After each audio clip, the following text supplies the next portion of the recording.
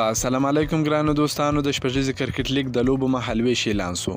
د افغانستان د کورنۍ سیالیو شپږیزې کرکټ لیګ د اتم پړاو 2022م کال د لوبو مهالویش اعلان سو چې لومړۍ لوبه به د جولای په 19مه نیټه د کابل بازان او بند امیر شمارانو لوبډلو ترمنځ ترسره سي. د شپږیزې سیالۍ به هره ورځ دوې سیالۍ ترسره کیږي چې لومړۍ لوبه به سهار 9 بجې پیلیږي او دویمه لوبه به ماپښین 1 بجې او 45 دقیقې پیلیږي، خو پایلوبه به پر 2 بجې او 15 دقیقې پیل سي.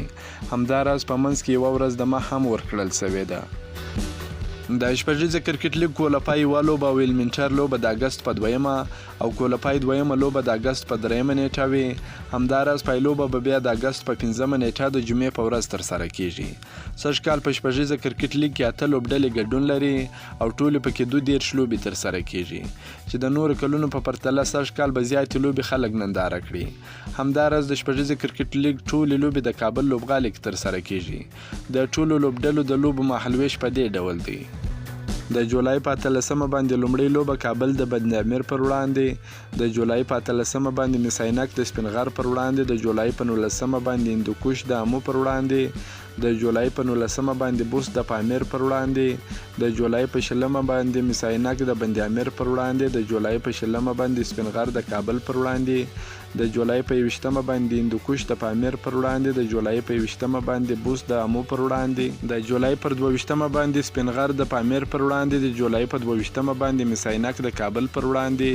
د جولای پر 23مه باندې بوست د هندوکش پر وړاندې، د جولای په 23مه باندې امو د بند امیر پر وړاندې، د جولای په 24مه باندې سپین غر د بوست پر وړاندې، د جولای په 24مه باندې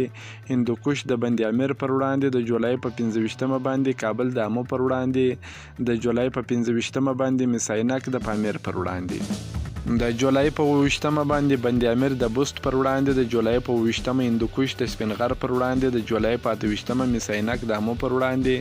د جولای په 28مه کابل د پامیر پر وړاندې، د جولای په 29مه سپین غر د امو پر وړاندې، د جولای په 29مه بند امیر د پامیر پر وړاندې، د جولای په 30مه مساینک د بوست پر وړاندې، د جولای په 30مه کابل د هندوکش پر وړاندې، د جولای په 31مه پامیر د امو پر وړاندې، د جولای په 31مه سپین غر د بند امیر پر وړاندې، د اګست په اول کابل د بوست پر وړاندې، د اګست په اول هندوکش د مساینک پر وړاندې. دا و د شپږیزې کرکټ لیګ د 2022م کال د اتم پړاو لپاره د لوبډلو د لوبو مهالویشونه. که مو دا ویډیو خوښه سوې ویډیو در سره لایک کړئ، که په دې چینل کې نوی یاست افغان خوشحال یوټیوب چینل هم در سره سبسکرایب کړئ. دا نور تازه معلوماتو لپاره هم زموږ سره اوسئ. تر بلې ویډیو پر د الله په امان.